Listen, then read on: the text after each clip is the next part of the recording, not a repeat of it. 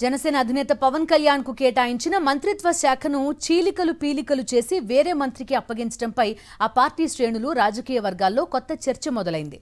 ఒకే శాఖ పరిధిలో ఉండే విభాగాలను వేర్వేరు శాఖలుగా విభజించి ఇద్దరు మంత్రులకు కేటాయించడం హాట్ టాపిక్ అయింది. AP deputy CM Pawan Kalyan మంత్రిగా బాధ్యతలు నిర్వహిస్తున్న పంచాయతీరాజ్ గ్రామీణాభివృద్ధి శాఖ పరిధిలో ఉండే గ్రామీణ పేదరిక నిర్మూలన సంస్థ సెర్పును వేరు చేసి మరో మంత్రి కొండపల్లి శ్రీనివాస్ కు అప్పగించడం చర్చకు దారితీసింది. ఈ రెండింటికి ఇద్దరు మంత్రులు ఉన్న రెండు శాఖలకు ముఖ్య కార్యదర్శిగా ఒకరే ఉండటం గమనార్హం.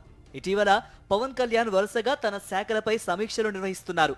తన శాఖల్లో ఏ కార్యక్రమం చేపట్టాలన్నా నిధుల కొరత వేధిస్తోందని ఆయన చెబుతూ ఉండడం ప్రాధాన్యం సంతరించుకుంది.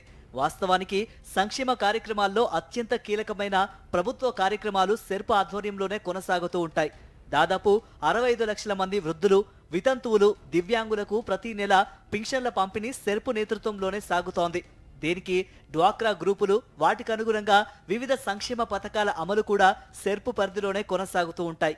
అలాంటి సెర్పు విభాగాన్ని పవన్ కళ్యాణ్ కు కాకుండా మరో మంత్రి కొండపల్లి శ్రీనివాస్ కు అప్పగించడానికి ఏమైనా రాజకీయ కోణాలు ఉన్నాయా అనే కోణంలో చర్చ జరుగుతోంది. పంచాయతీరాజ్ గ్రామీణాభివృద్ధి శాఖ మొత్తం బడ్జెట్ పరంగా చూసినా నిధుల కేటాయింపు సెర్పుకే ఎక్కువగా ఉంటుంది.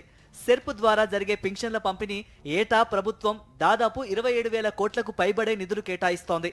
ఇతర కార్యక్రమాలకు మరికొన్ని నిధులు ఎటు తప్పనిసరి. ఇక పంచాయతీరాజ్ గ్రామీణాభివృద్ధి శాఖలో ఇతర అన్ని విభాగాలకు దాదాపు అంత బడ్జెట్ కేటాయింపులకు అవకాశం ఉన్నప్పటికీ వాటిలో ఎక్కువ భాగం కేంద్ర ప్రభుత్వం గ్రాంట్ రూపంలో నేరుగా గ్రామ పంచాయతీలు, మండల, జిల్లా పరిషత్తులకు కేటాయించే నిధులే. అందులో రాష్ట్ర ప్రభుత్వ బడ్జెట్ కేటాయింపుల వాటా తక్కువే.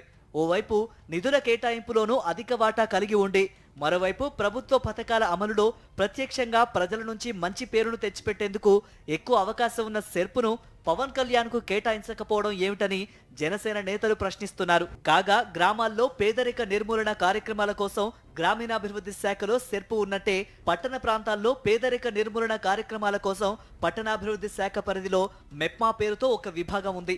అయితే పట్టణాభివృద్ధి శాఖలో ఉన్న మెప్మాను ఆ శాఖ మంత్రి నారాయణ పరిధిలోనే ఉంచడం గమనార్హం.